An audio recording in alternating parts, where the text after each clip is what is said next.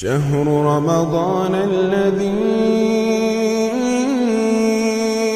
أنزل فيه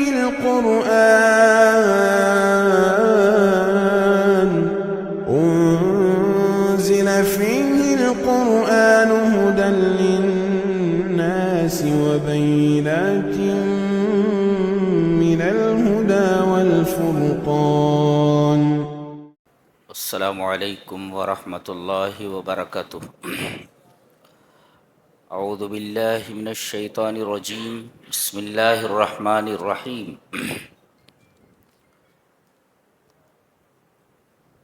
ربما يود الذین کفروا لو كانوا مسلمین ذرهم یأکلوا ویتبتعوا ویلہہم الامل فسوف یعلمون. 14ویں پارے کا تفصیلی خلاصہ پیش کیا جا رہا ہے. پارے کی ابتدا میں فرمایا گیا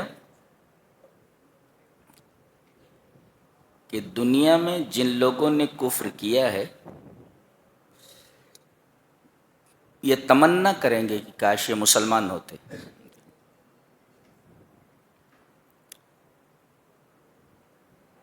یہ کب تمنا کریں گے؟ کاش وہ مسلمان ہوتے. مفسرین نے اس کی کئی توجیحات کی ہیں.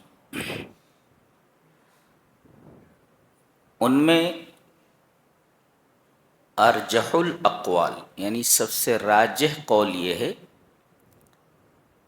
کہ کافر یہ تمنا اس وقت کریں گے جب گنہگار مومنین کو جو اپنے گناہوں کی وجہ سے جہنم میں چلے گئے تھے لیکن ان کے پاس توحید تھی، ان کو جب جہنم سے نکال کر جنت میں داخل کیا جائے گا اس وقت یہ تمنا کریں گے کہ جہنم میں تو آ ہی گئے ہیں،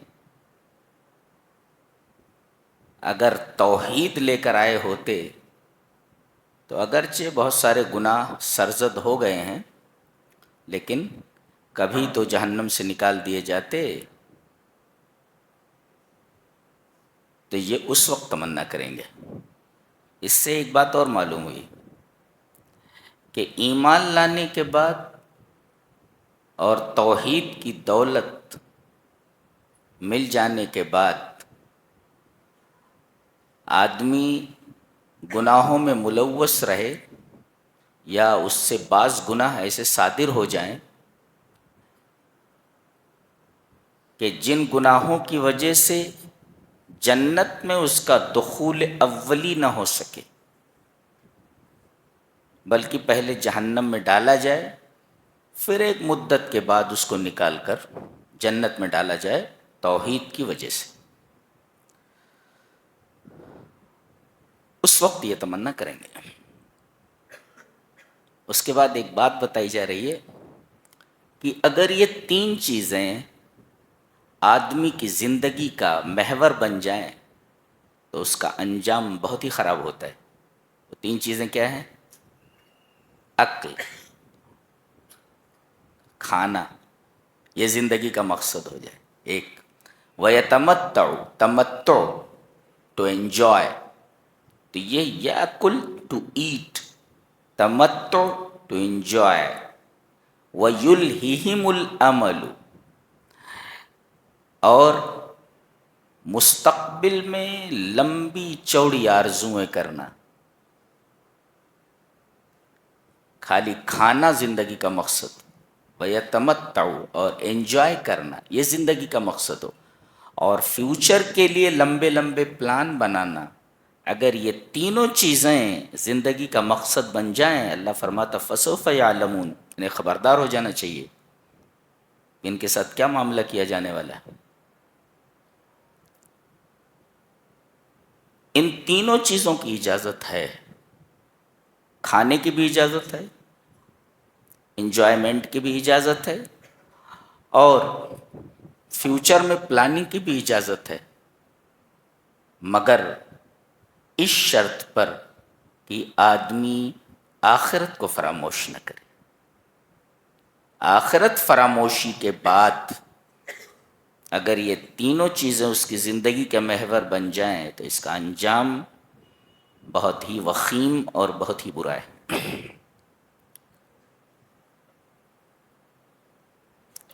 اس کے بعد قرآن حکیم کے بارے میں فرمایا گیا کہ ہم نے اس کتاب کو نازل کیا ہے اور ہم ہی اس کی حفاظت کرنے والے ہیں. یہ واحد کتاب ہے دنیا کی کہ اس کے اندر باطل نہ آگے سے اب تک آ سکا ہے، نہ پیچھے سے، نہ دائیں سے، نہ بائیں سے. علی وجہ القطع جزمن یہ کہا جا سکتا ہے کہ اس کتاب کے اندر کوئی بھی تغیر، کوئی بھی تبدیلی، کوئی بھی تحریف نہیں ہوئی ہے. جیسی یہ نبی پر اتری تھی ویسی ہی آج ہمارے ہاتھوں میں ہے. اتنی مستند کتاب ہے یہ. ایک مفسر کہتا ہے کہ قرآن حکیم کو روح کہا گیا ہے.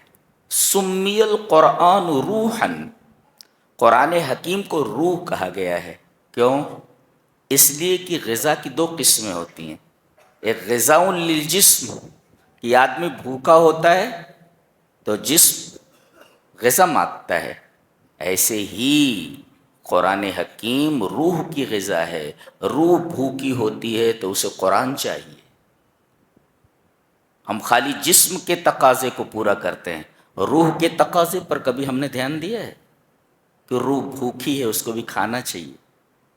تو روح کی غذا کیا ہے؟ قرآن.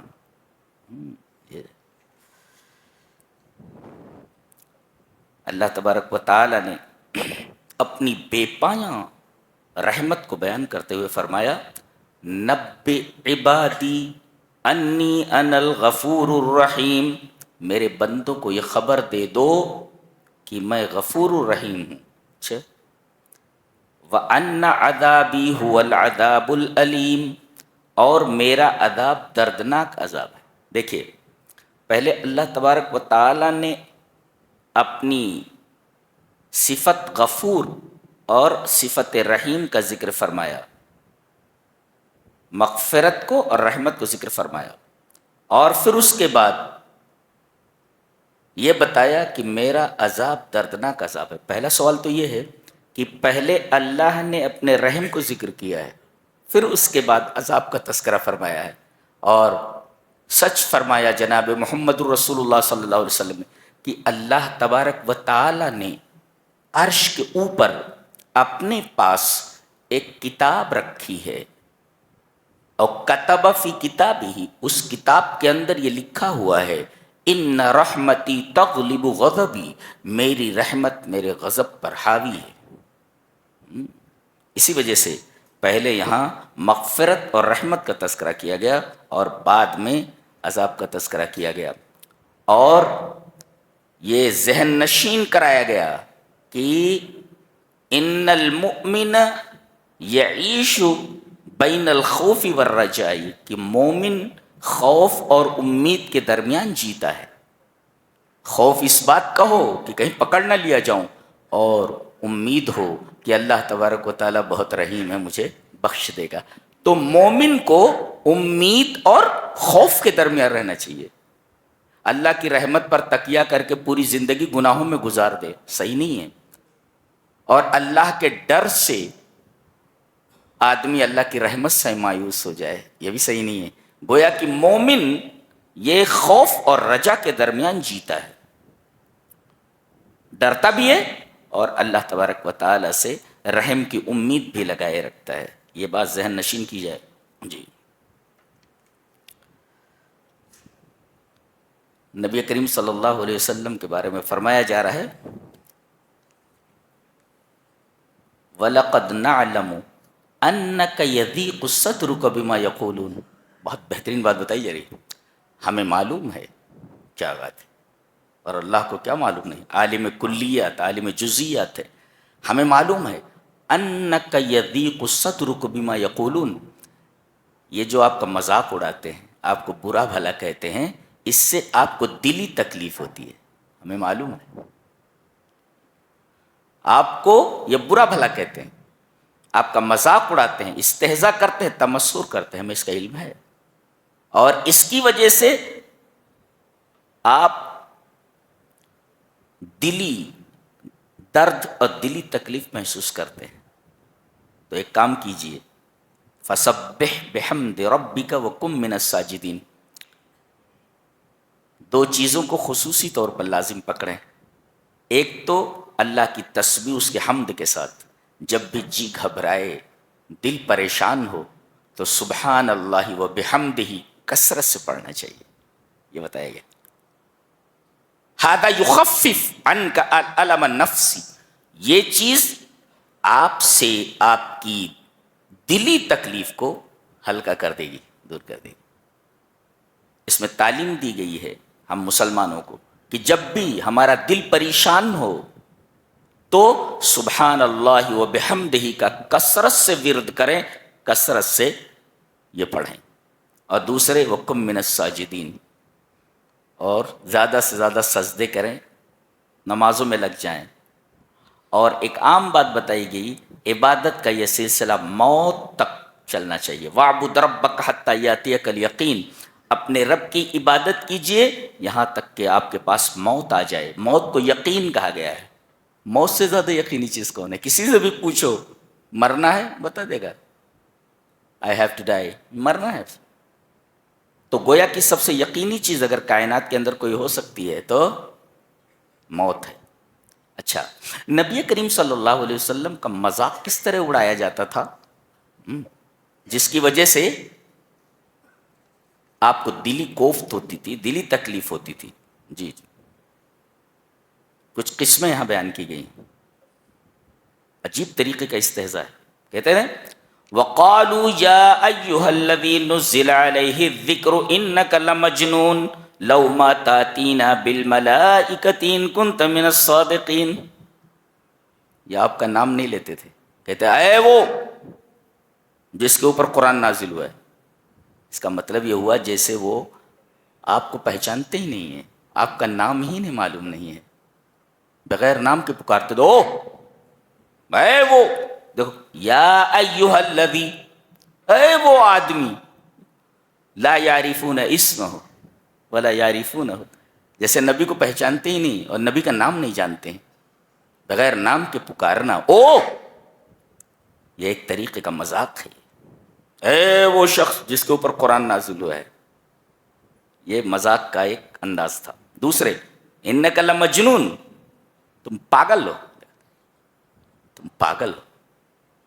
اور تیسرے لو ما تاتینا بالملائکہ، ہمارے پاس فرشتے کیوں نہیں لے آتے؟ عذاب کے فرشتے لے آؤ، ہمیں مٹا دو، ان کنت من الصادقین، اگر تم سچے ہو، یعنی تم جھوٹے بھی ہو۔ اے وہ جس کے اوپر قرآن نازل ہوا ہے، کسی کا نام لے کر نہ پکارنا، اس کی توہین ہے، مذاق ہے۔ اور دوسرے یہ کہنا کہ تو پاگل ہے، یہ بھی طریقے کا استہزاء ہے، مذاق ہے۔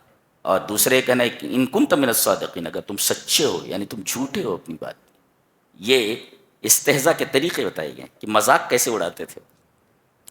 ایک نبی کو کتنی تکلیف ہوتی ہوگی، اندازہ لگائیے۔ آج بھی گالیاں بکتے ہیں نبی کریم صلی اللہ علیہ وسلم کو، جی جی، برداشت نہیں ہوتا۔ جی ایسی ایسی باتیں نبی کریم صلی اللہ علیہ وسلم کے تعلق سے کہتے ہیں۔ آگے سورہ نحل ہے۔ نحل کا مطلب ہوتا ہے ہنی بی، شہد کی مکھی۔ اس کے نام سے یہ سورہ کریمہ موسوم کی گئی ہے۔ اس میں اللہ تبارک و تعالیٰ نے ایک طرف سے ایک ایک بات دیگرے اپنی بہت ساری نعمتوں کا تذکرہ فرمایا۔ آپ اس سورہ کو سورۃ النعم بھی کہہ سکتے ہیں، نعمتوں کی سورت۔ اللہ تبارک و تعالیٰ نے اس میں اپنی نعمتیں بیان کی، اور نعمتوں کے بیان کرنے کے بعد فرمایا وَإِن تَعُدُّوا نِعْمَتَ اللَّهِ لَا تُحْصُوهَا۔ دیکھیں یہاں، اگر تم اللہ کی نعمتوں کو شمار کرنے لگو گے تو شمار نہیں کر سکتے. ایک سانس دیکھ لو, سانس ایک ہی چیز ہے, برابر ہے, نعمت ہے یہ, لیکن ایک نعمت میں دو نعمتیں. سانس جاتی ہے, ہوا اندر جاتی ہے اور ہوا باہر آتی ہے. ہوا وہی ہے, اگر نہ اندر جائے آدمی مر جائے گا, اور اندر جا کر کے وہیں رک جائے تبھی مر جائے گا. تو گویا کہ ہوا کا جسم کے اندر آنا اور جسم سے باہر نکلنا, ہوا ایک ہے, نعمت ایک ہے, مگر نعمتیں دو ہو گئی ہیں. دو فائدے اس کے. یہ اللہ کی کتنی بڑی نعمت ہے. جو لوگ آئی سی یو کے اندر رہتے ہیں ان کو دیکھ لو کہ اس آکسیجن کی, اس ہوا کی کتنی قدر و قیمت ہے, اور یہ اللہ کی کتنی بڑی نعمت ہے جو آپ کو فری میں دی گئی ہے. تو پھر اللہ کی کن کن نعمتوں کو جھٹلاؤ گے؟ وَإِن تَعُدُّوا نِعْمَةَ اللَّهِ لَا تُحْصُوهَا. اور یہ نعمتیں کیوں عطا کی گئی ہیں؟ اس لیے کہ وہ غفور الرحیم ہے. ان اللہ لغفور الرحیم, اللہ غفور الرحیم ہے. آگے فرمایا گیا پھر بھی نعمتیں میں دوں. تو قاعدہ تو یہ ہے جس کا کھاؤ اسی کا گاؤ. یہاں تمہارا معاملہ الٹا ہے, نعمتیں تو ہم تمہیں عطا کریں اور تمہارا حال کیا ہے بتائیے گا. والذین یدعون من دون اللہ لا یخلقون شیئا وهم یخلقون. اللہ کو چھوڑ کر جن کو یہ پکارتے ہیں, لا یخلقون شیئا, ایک چیز پیدا نہیں کر سکتے. اور یہ کیا پیدا کریں گے؟ وہم یخلقون, یہ خود پیدا کیے گئے ہیں. یہ چیز پیدا نہیں کر سکتے کوئی بھی چیز, اور یہ خود بخود پیدا ہوئے ہیں. خود بخود پیدا نہیں ہوئے بلکہ انہیں پیدا کیا گیا. اور جن کو یہ پوجتے ہیں اموات, اموات کا مطلب لا ارواح لہم, لا ارواح لہم, اصلاً سرے سے ان کے اندر جان ہی نہیں ہے. پتھر ہیں وہ, ان کے اندر سرے سے جان ہی نہیں ہے. اور غیر احیائن, ایسے بھی نہیں ہیں جن کی یہ عبادت کرتے ہیں کہ پہلے یہ حیات تھے, زندہ تھے, بعد میں مر گئے. ایسا بھی نہیں, سرے سے زندگی ہی نہیں ہے ایک. اور ایسا بھی نہیں کہ پہلے ان کے اندر زندگی تھی اس کے بعد زندگی ختم ہو گئی. یہ دونوں چیزیں اموات غیر احیاء. اور ان کو یہ بھی معلوم نہیں کہ یہ کب اٹھائے جائیں گے. یہاں ٹھہر کر ایک بات ذہن نشین کر لیں. لوگ اس دنیا سے جاتے ہیں تو ان کے مختلف انجام ہیں, اور ان کے ساتھ مختلف معاملات کیے جانے والے ہیں. بعض لوگ مرتے ہیں یا قتل کر دیے جاتے ہیں تو ان کو کہا جاتا ہے یہ شہید ہے. سوال یہ ہے کہ کسی کو متعین طور پر یہ کہا جا سکتا ہے یہ شہید ہے؟ لا, بالکل نہیں. امام بخاری رحمہ اللہ اس سلسلے میں سر فہرست ہیں. وہ شیخ ابن عثیمین ہیں, شیخ ابن باز ہیں. یہ سب کہتے ہیں کہ علی وجہ القطع, علی وجہ الجزم, کسی متعین آدمی کے بارے میں یہ نہیں کہا جا سکتا کہ یہ شہید ہے جب تک کہ نبی کسی کے بارے میں شہادت نہ دے دے یہ شہید ہے. نبی کسی متعین آدمی کو کہہ دے کہ یہ آدمی شہید ہے تو اس کو آپ شہید کہہ سکتے ہیں. اگر نبی کسی کی شہادت کی گواہی نہ دے کہ یہ شہید ہو گیا ہے, یہ شہید ہے متعین, تو ہم متعین طور پر کسی کو بھی نہیں کہہ سکتے کہ یہ شہید ہے, اس لیے کہ ہمیں اس مرنے والے آدمی کی نیت کا پتہ نہیں ہے. تو ہم کیسے کہہ سکتے ہیں یہ شہید ہے؟ اور دوسرے ایک قاعدہ یاد رکھیں. وعن ابن عباس رضی اللہ تعالی عنہما قال قال رسول اللہ صلی اللہ علیہ وسلم من سب اصحابی فعلیہ لعنت اللہ والملائکۃ والناس اجمعین. حضرت ابن عباس فرماتے ہیں کہ نبی اکرم صلی اللہ علیہ وسلم نے ارشاد فرمایا کہ جو میرے صحابہ کو گالی دے, برا بھلا کہے, حضرت صدیق کے بارے میں کہے کہ ان کے ایمان کو ثابت کرو, وہ ایمان والے ہی نہیں تھے. حضرت عمر کا ایمان ثابت کرو, جو حضرت عائشہ رضی اللہ تعالیٰ عنہا کو گالی دے. تو من سب اصحابی, جو میرے صحابہ کو برا بھلا کہے, فعلیہ لعنت اللہ والملائکۃ والناس اجمعین, اس پر اللہ کی لعنت ہے, اس پر فرشتوں کی لعنت ہے, دنیا کے تمام انسانوں کی لعنت. وہ شہید نہیں ہے, ملعون ہے, وہ اللہ کی لعنت ہے اس کے اوپر. ایک بات یہ یاد رکھیں. اور دوسرے اللہ نے ارشاد فرمایا وَمَن يَقْتُلْ مُؤْمِنًا مُتَعَمِّدًا فَجَزَاؤُهُ جَهَنَّمُ خَالِدًا فِيهَا، جو کسی مومن کو جان بوجھ کر کے قتل کر دے اس کا بدلہ جہنم ہے اور وہ اس میں ہمیشہ رہے گا. ایک مومن کا قتل اتنا بڑا گناہ ہے، اور جو لاکھوں مسلمانوں کا قاتل ہو، اس کا سبب بنا ہو، اس کو شہید کیسے کہا جا سکتا ہے؟ اسے تو قرآن کی زبان میں جہنمی کہا جائے. صحابہ کو برا بھلا کہنے والے یہ جب مرے تو ان کو شہید کیسے کہا جا سکتا ہے؟ ان کو تو نبی کریم صلی اللہ علیہ وسلم نے فرمایا کہ ان کے اوپر اللہ کی لعنت ہے، فرشتوں کی لعنت ہے، تمام انسانوں کی لعنت ہے. اور ایک آدمی کا، ایک مومن کا قتل اگر جہنم میں جانے کا سبب ہے، تو جس شخص نے لاکھوں مومنوں کو قتل کیا ہو اس کے اوپر شہید کا اطلاق کیسے ہو سکتا ہے؟ شہید کیسے ہو سکتا ہے؟ لہذا کسی آدمی کو شہید کہنے میں احتیاط برتیں. جب تک کسی کے بارے میں گواہی نہ آ جائے متعین طور پر یہ نہیں کہہ سکتے کہ یہ شہید ہے. اور اب تو گواہی کا سوال ہی پیدا نہیں ہوتا، اس لیے کہ نبی اس دنیا سے چلے گئے، کسی کے بارے میں یہ نہیں کہا جا سکتا، اس لیے کہ گواہی دینے والا ہی نہیں رہ گیا. نبی جب تک گواہی نہ دے کہ متعین طور پر یہ شخص شہید ہے، ہم نہیں کہہ سکتے. اگر کوئی آدمی بلا تحقیق کسی کے بارے میں کہے یہ شہید ہے تو یہ لفظ شہادت کی توہین ہے. شہادت ایک عظیم مرتبہ ہے جی، نبیوں کے بعد صدیقین کے بعد ان کا مقام بہت عظیم ہوتے ہیں یہ لوگ جو اللہ کی راہ میں اپنا خون بہائیں.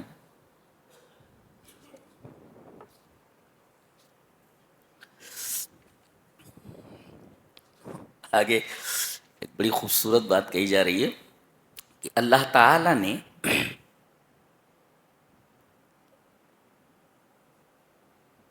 شہد کی مکھی کو وحی کی کہ وہ پہاڑوں سے گھر بنائے، درختوں سے بنائے، اور جو ٹٹیاں لگا دی جاتی ہیں اس کے اوپر گھر بنائے. غور سے دیکھیں، ایحا کا مطلب یہ ہوتا ہے ذہن میں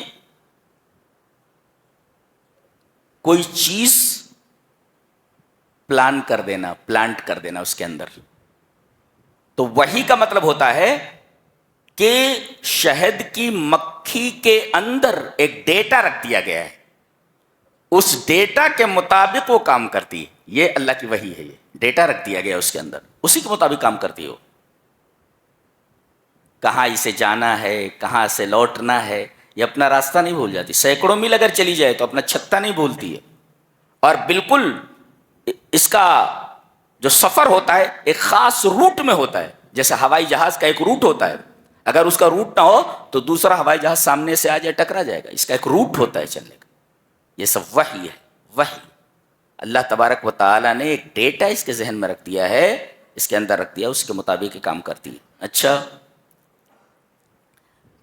ترتیب جو ہے، پہلے یہ شہد کا چھتہ کہاں بناتی ہے؟ یہ پہاڑوں میں، اور پھر درختوں میں، پھر ٹٹیوں پر. ایک صاحب نے لکھا ہے کہ رتبہ اللہ بحسب اکثریتها فاکثر بیوت النحل فی الجبال ثم فی الشجر ثم فیما یبنیہ بنو آدم لہ. یہ ایک حیرت انگیز بات ہے. کہا کہ جس ترتیب سے یہاں اللہ تبارک و تعالیٰ نے شہد کی مکھی کے چھتہ بنانے کا ذکر فرمایا ہے کہ پہلے پہاڑ کا تذکرہ ہے، تو سب سے زیادہ شہد کی مکھی پہاڑوں پر شہد کا چھتہ لگاتی ہے، سب سے زیادہ بحسب اکثریتها. دوسرے نمبر پہ پیڑوں کے اوپر چھتہ لگاتی ہے. اس کے بعد نمبر آتا ہے کہ جو مکھی پالتے ہیں اور مصنوعی طور پر ان مکھیوں کو پالتے ہیں اور پھر شہد بنواتے ہیں، تو یہ تیسرے نمبر پہ ہے. تو کہہ رہے جس ترتیب سے قرآن حکیم نے ذکر فرمایا ہے بحسب اکثریتها، ایسے ہی ہوتا ہے. اس سے پتہ چلتا ہے کہ یہ انسان کا کلام نہیں ہو سکتا، یہ محمد صلی اللہ علیہ وسلم کا کلام نہیں ہو سکتا. ایک اور جہاں بھی حکم دیا گیا ہے پہاڑ سے گھر بنا. اچھا ثم کلی من کلی ثمرات, تمام پھلوں سے رس کو کھا. اچھا یہ دیکھو ہر جگہ مؤنث کا صیغہ لایا جا رہا ہے. اس کا مطلب یہ ہوا کہ شہد کے چھتے کو بنانے میں جو سب سے بڑا کردار ہوتا ہے وہ جو مؤنث شہد کی مکھی ہوتی ہے وہ ہوتی ہے. سب سے بڑا کردار اسی کا ہوتا ہے, مؤنث کا. کسی نے بڑا اچھا لکھا ہے کہ ہذا یلمح الی ان دور المرأة السیاسی فی بناء الحضارہ, کسی تہذیب کی تعمیر میں عورت کا بہت ہی زبردست اور بنیادی رول ہوتا ہے. جس قوم کی عورتیں خراب ہو جائیں اس قوم کی تہذیب اور تمدن یہ بگڑ جاتا ہے.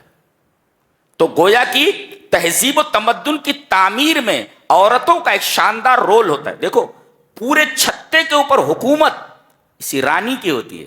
اسی وجہ سے اللہ تبارک و تعالیٰ نے کہا اس میں مین کردار عورت کا ہوتا ہے, مین کردار عورت کا ہوتا ہے. اس میں کوئی خاص کردار نر شہد کی مکھی کا نہیں ہوتا. اسی وجہ سے یہاں صیغے لائے گئے, کلی, فسلکی, اتخذی, یہ سب مؤنث کے صیغے ہیں. ایک عجیب بات کہی گئی, پہلے تو یہاں جانوروں کا تذکرہ کیا گیا ہے, بعد میں جانوروں کے دودھ کا تذکرہ کیا گیا, پھر اس کے بعد یہاں شہد کی مکھی کا تذکرہ کیا گیا, شہد کا تذکرہ. فرق یہ ہے کہ جو جانوروں کا دودھ ہوتا ہے وہ موسم کے لحاظ سے اپنا رنگ نہیں بدلتا, لیکن شہد کی خصوصیت یہ ہے کہ موسم کے لحاظ سے اس کا رنگ بدل جاتا ہے. لہذا وہاں تذکرہ کیا گیا تو رنگ بدلنے کا ذکر نہیں ہے, لیکن یہاں جب شہد بنانے کی بات آئی تو فرمایا گیا کہ اس کے رنگ مختلف ہوتے ہیں. شراب مختلف الوان, اس کے رنگ مختلف ہوتے ہیں. یعنی جانوروں کے دودھ موسم کے لحاظ سے رنگ نہیں بدلتے, لیکن موسم کے لحاظ سے شہد کی مکھی جو شہد تیار کرتی ہے, جو مشروب تیار کرتی ہے, اس کا رنگ بدلتا رہتا ہے. یہ دیکھیے, اور جو ریسرچ ہے وہ یہی بات بتا رہی ہے, بالکل صحیح ہے جو قرآن حکیم نے فرمایا. اچھا ایک نکتہ اور بھی ہے, فیہ شفاء للناس, کہا گیا کہ شہد میں لوگوں کے لیے شفا ہے. ایک مفسر لکھتا ہے شہد کے بارے میں کہا جا رہا ہے کہ فیہ شفاء, اس میں شفا ہے, لیکن قرآن حکیم کے بارے میں کہا گیا کہ قرآن حکیم سراپا شفا ہے. قرآن حکیم کے بارے میں نہیں کہا کہ قرآن حکیم میں شفا ہے, نہیں, قرآن حکیم مکمل شفا ہے. یہ فرق ہے شہد میں اور قرآن حکیم میں. قرآن حکیم نے کیا کہا کہ فیہ شفاء للناس, شہد میں شفا ہے, لیکن جہاں قرآن کا ذکر ہے ڈائریکٹ کہہ دیا گیا ہدی و شفا, فیہ شفا نہیں کہا گیا. پتہ یہ چلا کہ شہد یہ جسمانی امراض کے لیے شفا ہے, لیکن قرآن حکیم یہ امراض روحانی اور امراض جسمانی دونوں کے لیے شفا ہے.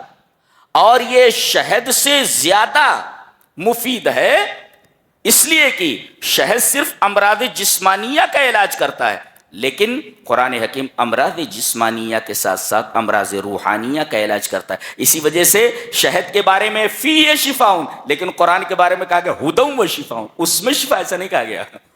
یہ نکتہ بیان کیا ہے.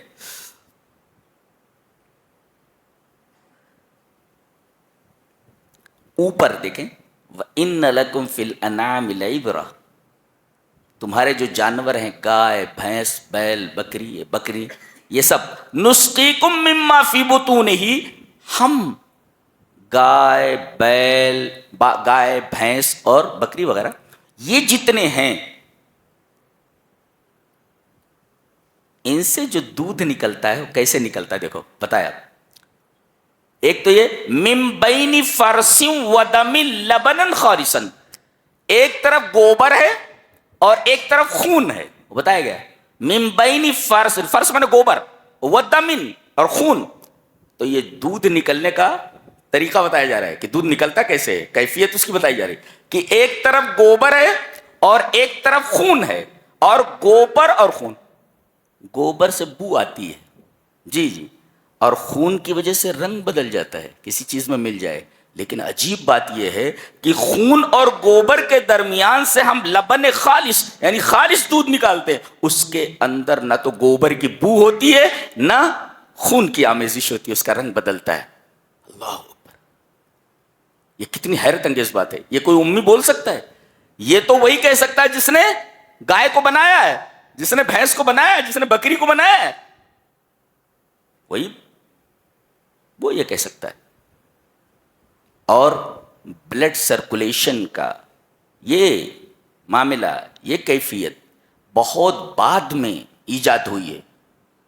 اس سلسلے میں سب سے پہلا کام ولیم ہاروے نے کیا ہے، اس نے بلڈ سرکولیشن کے بارے میں جو نظریہ پیش کیا ہے کہ دوران خون کیسے ہوتا ہے، نظام دوران خون، بلڈ سرکولیشن کے بارے میں ولیم ہاروے نے سب سے بڑا کام کیا۔ اور اس سے پہلے ایک مسلم سائنسدان ابن نفیس، اس نے تو بلڈ سرکولیشن کے بارے میں کہا، اس نے پلمونری جو سرکولیشن ہوتا ہے یعنی پھیپھڑے کے ذریعے بدن کے اندر جو خون جاتا ہے، اس پر جو تحقیق پیش کی ہے، ایک زبردست تحقیق ہے، ایک سائنسی دریافت ہے ابن نفیس کی۔ کیا بات ہے! تو وَإِنَّ لَكُمْ فِي الْأَنْعَامِ لَعِبْرَةً نُسْقِيكُم مِّمَّا فِي بُطُونِهِ مِن بَيْنِ فَرْثٍ وَدَمٍ لَبَنًا خَالِصًا صَائِغًا لِلشَّارِبِينَ۔ اس طریقے سے ہم تمہیں دودھ عطا کرتے ہیں۔ اچھا، ایک حیرت انگیز بات یہ بھی ہے کہ ہنی بھی جو ہے ایک چھوٹا سا کیڑا ہے، اللہ نے اس کے لیے کہا اس کے پیٹوں سے ہم نکالتے ہیں، پیٹ نہیں، سنگولر استعمال نہیں کیا گیا، بطن کی جگہ جمع استعمال کیا گیا، بطون۔ آج یہ تحقیق بتا رہی ہے کہ شہد کی مکھی کے اندر 3 پیٹ ہوتے ہیں، جب وہ رس کو چوستی ہے تو پہلے پیٹ میں آتا ہے، پھر اس کے بعد اس پیٹ سے دوسرے پیٹ میں جاتا ہے، پھر اس کے بعد تیسرے پیٹ میں جاتا ہے، پھر اس کے بعد وہ اگلتی ہے اور شہد کے چھتے میں ڈال دیتی ہے۔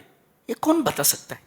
یہ تحقیق ہے یہ کہ اس کے 3 پیٹ ہوتے ہیں، اسی وجہ سے، اور جمع کا اطلاق کم سے کم 3 کے اوپر ہوتا ہے، یہاں بتایا گیا فی بطونہ۔ اچھا، ایک لفظ یہاں اور استعمال کیا، کلی، کھا، چوس نہیں کہا گیا، ایک چوسنا اور ایک کھا لینا۔ ہم لوگ کیا سمجھتے تھے پہلے کہ یہ جاتی ہے پھول سے رس چوستی ہے اور منہ میں لیے رہتی ہے، اس کے بعد لا کر کے شہد کے چھتے میں ڈال دیتی ہے، ایسا نہیں ہے، بلکہ اس رس کو وہ پی جاتی ہے، کھا لیتی ہے اس کو، اور کھانے کے بعد اس کو پھر باہر نکالتی ہے، یعنی اندر ایک کیمیاوی تعامل ہوتا ہے، جی، ایک کیمیکل ایکشن ہوتا ہے اندر، جی، اور اس کیمیاوی تعامل کی وجہ سے شہد بنتا ہے۔ چوس کر کے آئی ویسے ہی نہیں ڈال دیتی، بلکہ پہلے پیٹ سے دوسرے پیٹ، دوسرے پیٹ سے تیسرے پیٹ، یہ کیمیاوی تعامل جب ہوتا ہے تب شہد تیار ہوتا ہے، اس کے بعد وہ شہد کے چھتے میں ڈالتی ہے۔ یہ ہے شہد بننے کا نظام، اور اللہ نے فرمایا اس کے اندر لوگوں کے لیے شفا ہے۔ وَأَوْحَى رَبُّكَ إِلَى النَّحْلِ أَنِ اتَّخِذِي مِنَ الْجِبَالِ بُيُوتًا وَمِنَ الشَّجَرِ وَمِمَّا يَعْرِشُونَ ثُمَّ كُلِي مِن كُلِّ الثَّمَرَاتِ فَاسْلُكِي سُبُلَ رَبِّكِ ذُلُلًا يَخْرُجُ مِن بُطُونِهَا شَرَابٌ مُخْتَلِفٌ أَلْوَانُهُ فِيهِ شِفَاءٌ لِلنَّاسِ۔ یہ کون سمجھتا ہے؟ بتایا گیا إِنَّ فِي ذَلِكَ لَآيَةً لِقَوْمٍ يَتَفَكَّرُونَ، یہ ان لوگوں کے لیے نشانی ہے جو غور و فکر کرتے ہیں۔ غور و فکر کرنے والوں نے ہمیں بتا دیا ہے یہ کیا چیز۔ تو اوپر جانوروں کا تذکرہ ہے جو دودھ دیتے ہیں، اور اس کے بعد تذکرہ ہے شہد کی مکھی کا، اور دونوں انتہائی مفید چیزیں ہیں، دودھ اور شہد۔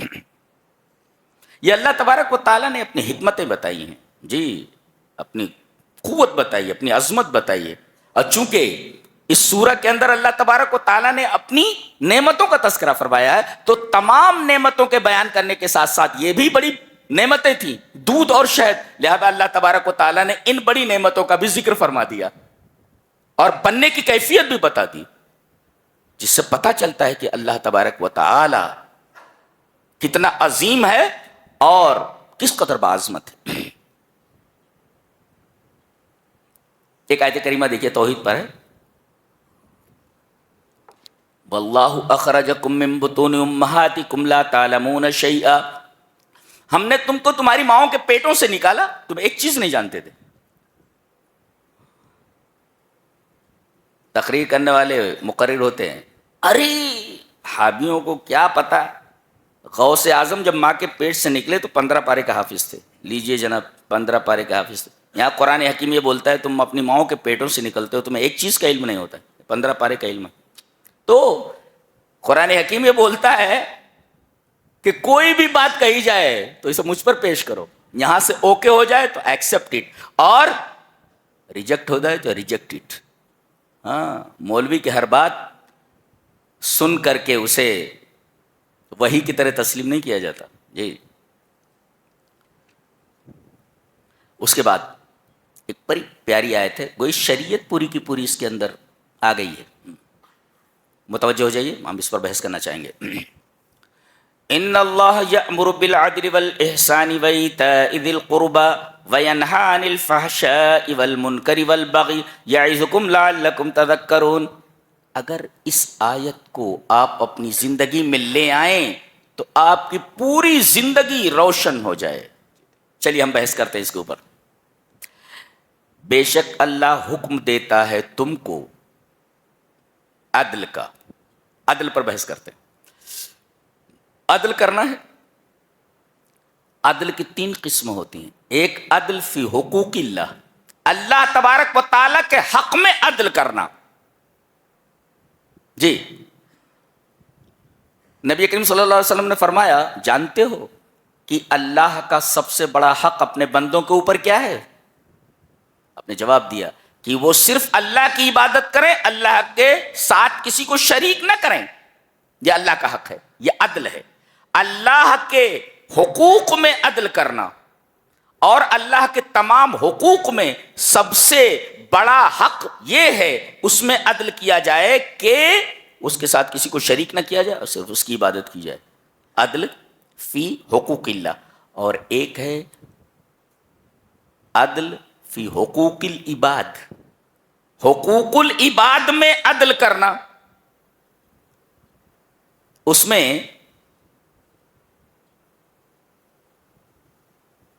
تمام بندوں کے حقوق آ گئے. پڑوسی کا حق، ماں باپ کا حق، بہنوں کا حق، بھائی کا حق، رشتہ داروں کا حق، سارے حقوق سمٹ کر آ گئے. اس میں عدل فی حقوق الناس، لوگوں کے حقوق کے اندر عدل کرنا ایک ہے. اور لوگوں کے حقوق میں عدل کرنے کا مطلب کیا ہے؟ اصولی طور پر ایتاؤ کل ذی حق حقہ، ہر حقدار کو اس کا حق دے دینا. یہ ہے عدل فی حقوق العباد. اللہ کے بندوں کے حق میں عدل کرنے کا مطلب ایتاؤ کل ذی حق حقہ، ہر حقدار کو اس کا حق دے دینا. آج کتنے لوگ ہیں کہ باپ کے مرنے کے بعد بہنوں کو وراثت نہیں دیتے ہیں، بھائی اس کے اوپر سانپ کی طرح بیٹھ جاتے ہیں. تو یہ ہے العدل فی حقوق العباد. اچھا، ایک ہے العدل فی حقوق النفس. آدمی خود اپنی ذات کے حقوق کو پورا کرے. ذات کے حقوق کو پورا کرنے کا مطلب کیا؟ نفس کے حقوق کو پورا کرنا بنیاد ہے. اللہ نے فرمایا وَنَهَا النَّفْسَ عَنِ الْهَوَىٰ، خواہش نفس کے اندر اپنے نفس کو الجھنے نہ دے، اپنے نفس کو بے لگام نہ چھوڑے.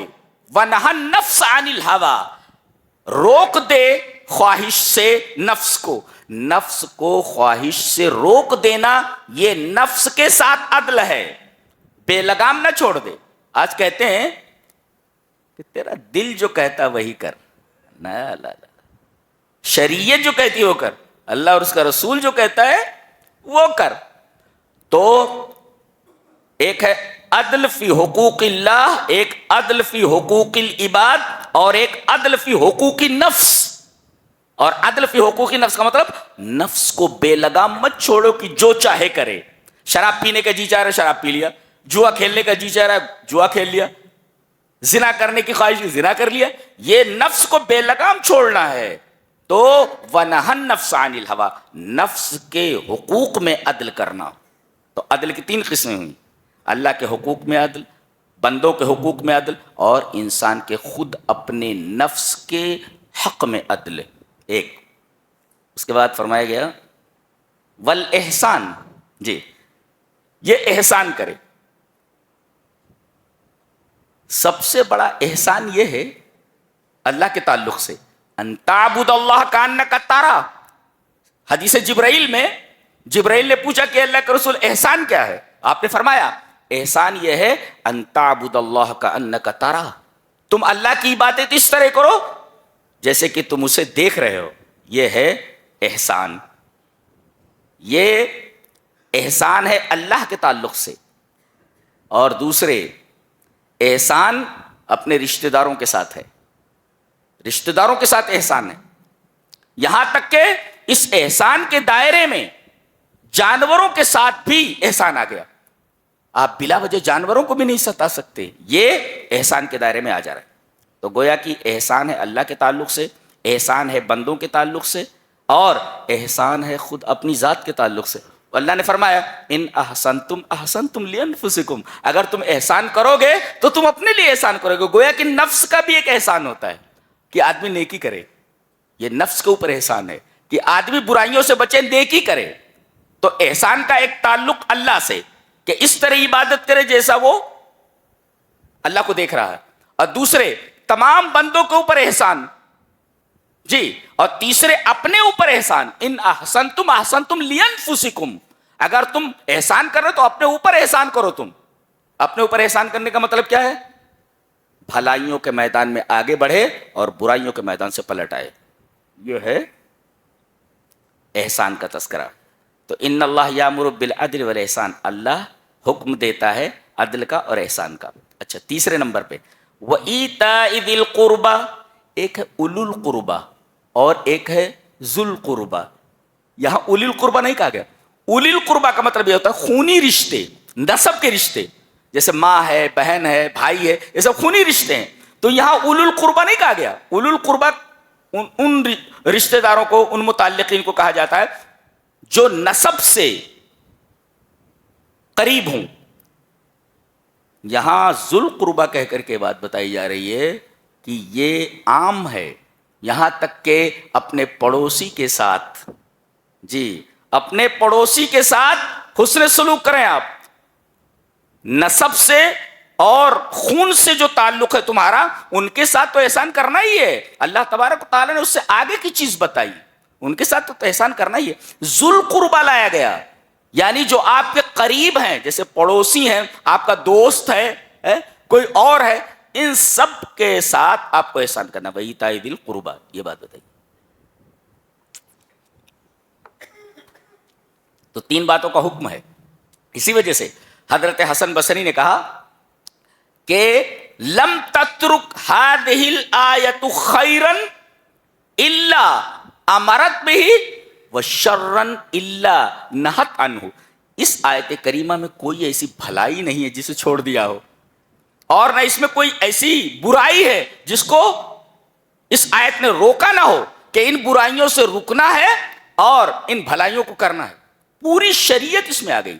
کسی ایسی بھلائی کو نہیں چھوڑا ہے جو بھلائی اس آیت میں نہ آ گئی ہو، اور کسی برائی کو نہیں چھوڑا ہے جو اس آیت نے منع نہ کیا ہو اس برائی سے. یہ اتنی عظیم آیت ہے. یہ حضرت حسن بصری کا قول ہے. اور ایک صحابی ہیں حضرت عثمان بن مظعون رضی اللہ تعالیٰ عنہ، ان کے بارے میں کہا جاتا ہے کہ یہی آیت کریمہ میرے ایمان لانے کا سبب بنی ہے. اب بتائیے، یہاں پورا قرآن سنا دیا جاتا ہے، آدمی کے کانوں پر جوں نہیں ریکتی. حضرت عثمان بن مظعون رضی اللہ تعالیٰ عنہ فرماتے ہیں کہ یہ آیت میرے کانوں میں آئی یہی تو میں نے اس آیت پر غور کرنا شروع کیا. میں سمجھ گیا کہ یہ اللہ کا کلام ہے، اور اس آیت کی وجہ سے میں ایمان لے آیا کہ اس میں ساری چیزیں تو بتا دی گئی ہیں. ایک آیت کے اندر سارے برائیوں کا اور ساری بھلائیوں کا تذکرہ کرنا، یہ کسی انسان کا کلام نہیں ہو سکتا، یہ اللہ تبارک و تعالیٰ کا کلام ہے.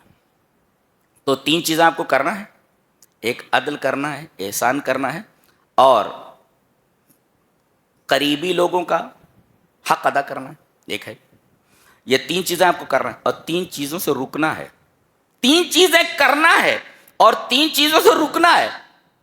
کرنا کیا ہے؟ عدل، احسان اور رشتہ داروں کا خیال رکھنا، یہ تین ہے. اور منع کس چیز سے کیا ہے؟ وَيَنْهَا عَنِ الْفَحْشَاءِ وَالْمُنْكَرِ وَالْبَغْيِ. کیا بات ہے! فحشا، فحشا کا مطلب ہوتا ہے، یقول البیضاوی هِيَ الْإِفْرَاطُ فی متابعت القوى الشہویہ کالزنا. وہ کہتے ہیں جنسی جذبات کی بے اعتدالی سے جو چیز وجود میں آئے، جو گناہ وجود میں آئے، جنسی جذبات کی بے اعتدالی سے جو گناہ وجود میں آئے اسے فحشا کہتے ہیں. کیا مطلب؟ کہ ما یخدش الحیا، جس سے حیا مجروح ہو جائے وہ فحشا ہے. گویا کہ فحشا کا تعلق حیا سے ہے.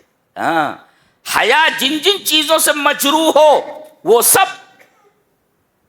فحشا ہے. اور یہ جنسی جذبات کی بے اعتدالی سے اس کو کہتے ہیں لسٹفل فیلنگز. لسٹفل فیلنگز یا اسی طریقے سے سیکسول ارجز جو ہے، ان کے نتیجے میں جو گناہ وجود میں ہے اس کو فحشا کہا جاتا ہے. جی یہ خاص ہے. اور والمنکر کہا گیا. والمنکر یہ عطف کیا گیا خاص کے اوپر، گویا کہ عطف العام علی الخاص ہے، یعنی خاص کے اوپر عام کو عطف کیا گیا ہے. منکر کسے کہتے ہیں؟ فحشا تو وہ برائی ہے جو جنسی جذبات کی بے اعتدالی سے وجود میں آئے. اور منکر کسے کہتے ہیں؟ ما تستنکرہ النفوس المعتدلہ وتکرہہ الشریعہ. یہ یاد رکھو، منکر کسے کہتے ہیں؟ ہم لوگ بولتے رہتے ہیں ارے بھائی امر بالمعروف کرو اور نہی عن المنکر کرو. کبھی آپ نے سوچا منکر کہتے کس کو ہیں؟ ما معنی المنکر؟ منکر کا معنی کیا ہے؟ منکر کا معنی بتایا گیا جس کو فطرت سلیمہ برا سمجھے. آدمی کی جو فطرت ہے، فطرت سلیمہ، وہ اگر کہے کہ یہ بری ہے تو بری، اور ساتھ ساتھ شریعت بھی اس کو ناپسند کرتی ہو. یعنی فطرت سلیمہ جس کو ناپسند کرتی ہو، ساتھ ساتھ شریعت بھی اس کو ناپسند کرتی ہو، اس کو کہتے ہیں منکر. تو منکر میں ساری چیزیں آ گئی. فحشا خاص ہے اور منکر عام ہے. گویا کہ عام کا عطف خاص کے اوپر ہے. جی تو آپ کو ایسا کوئی عمل نہیں کرنا ہے جس سے حیا مجروح ہوتی ہو ایک، اور جنسی جذبات کی بے اعتدالی سے جو گناہ وجود میں ہے اس سے بچنا ہے آپ کو. اور منکر جس کو فطرت سلیمہ ناپسند کرتی ہو اور شریعت جس چیز کو ناپسند کرتی ہو اس سے دور ہو جاؤ. تو فحشا سے آپ کو رکنا، منکر سے رکنا، سب تو آ گیا. والبغی، یہ آخری چیز بچی سے رکنا ہے. بغی کا مطلب ہوتا ہے تطاول الناس، لوگوں پر زیادتی کرنا، ظلم کرنا، کسی کا مال لے لینا، کسی کو بیجا مار دینا، یہ ساری چیزیں بغی کے دائرے میں آتی ہیں. تو دیکھو فحشا سے رکنا ہے، منکر سے رکنا ہے، تطاول علی الناس لوگوں پر ظلم کرنے سے رکنا ہے. تو تین چیزوں سے رکنا ہے اور تین چیزوں کو پکڑنا ہے. تین چیزوں کا آپ کو دھیان رکھنا ہے اور اس پر عمل کرنا ہے. تو تین چیزوں کا حکم ہے اور تین چیزوں سے ممانعت ہے. تو یہ نگاہ میں رکھیں. ایک چیز اور بتائی گئی. اس کے بعد اللہ تبارک و تعالیٰ نے ارشاد فرمایا کہ آدمی جب دعوت دے، ہر ایک آدمی دائی ہے، دعوت دینی ہے تو کیسے دعوت دے بتایا گیا، اسٹیپس بتائے گئے. ادعو الی سبیل ربک بالحکمہ. غور سے اس کو سمجھنا بہت ضروری ہے. آج کل جو لوگ دعوت کا کام کر رہے ہیں، کسی کو سمجھا رہے ہیں، کسی کو شریعت کی طرف بلا رہے ہیں، تو طریقہ کیا اختیار کیا جائے بتایا گیا. ادعو الی سبیل ربک بالحکمہ. اپنے رب کی طرف سے آپ حکمت سے بلا. حکمت کسے کہتے ہیں؟ علامہ ابن قیم نے مدارج السالکین کے اندر لکھا ہے فعل ما ينبغي علی الوجہ الذی ينبغي فی الوقت الذی ينبغي. اس کو کہتے ہیں حکمت. یعنی مناسب کام مناسب طریقے پر مناسب وقت میں کرنا، اس کو کہتے ہیں حکمت. کتنی بڑی بات کہی. فعل ما ينبغي علی الوجہ الذی ينبغي فی الوقت الذی ينبغي. مناسب کام مناسب طریقے پر مناسب وقت میں کرنا، یہ حکمت ہے. اب کوئی آدمی لوٹا لیے باتھ روم کے لیے جا رہا ہے، اب آپ اسے روکیں، بھائی کھڑا ہو جا، بھائی کیا کرنا ہے، باتھ روم جا رہا ہو. نہیں مجھے کچھ شریعت کی باتیں بتانی ہے. غلط ہے یہ صرف وقت صحیح نہیں ہے، وقت مناسب نہیں ہے. تو تین چیزوں کا دھیان رکھنا ضروری ہے. حکمت کے دائرے میں تینوں چیزیں کیا؟ فعل ما ينبغي، مناسب کام، علی الوجہ الذی ينبغي، مناسب طریقے پر، اور فی الوقت الذی ينبغي، مناسب وقت میں. اگر یہ تینوں چیزیں پائی جا رہی ہیں تو وہ حکمت ہے. جی تو یہ ہے حکمت، حکمت کے ساتھ بلائیے آپ. اور دوسرا طریقہ ہے والموعظۃ الحسنہ. والموعظۃ الحسنہ کا مطلب یہ ہے کہ ایسی بات اس کے سامنے رکھیں کہ ما یرق بہ القلب، جس کی وجہ سے آدمی کا دل نرم ہو جائے. تو موعظۃ حسنہ کسے کہتے ہیں؟ هو الکلام الذی تلین له القلوب، ایسا کلام جس سے آدمی کا دل نرم ہو جائے سن کر کے. یہ دعوت کا دوسرا اسٹیپ ہے. غصے میں یا جذبات میں آ کر کے غیر مناسب طریقے پر اس سے گفتگو کرنا، یہ موعظت حسنہ کے خلاف ہے. تو ایک تو حکمت اور دوسرے موعظت حسنہ. موعظت حسنہ کا مطلب کیا؟ ایسی بات اس کے سامنے رکھنا، هو الکلام الذی تلین له القلوب، بات ایسی رکھنا جس سے اس کا دل نرم ہو جائے. یہ ہے موعظت حسنہ. اور تیسرے، اگر ضرورت پڑ جائے تو وجادلہم باللتی ہی احسن، مناظرہ کرو، بحث کرو. یہ جادلہم باللتی احسن، یہ مجادلہ کیا ہوتا ہے؟ مجادلے کا مطلب ہوتا ہے الدلیل بالدلیل، الدلیل بالدلیل غیر فظ ولا غلیظ. یہ طریقہ ہے کہ دلیل کا جواب دلیل سے دو.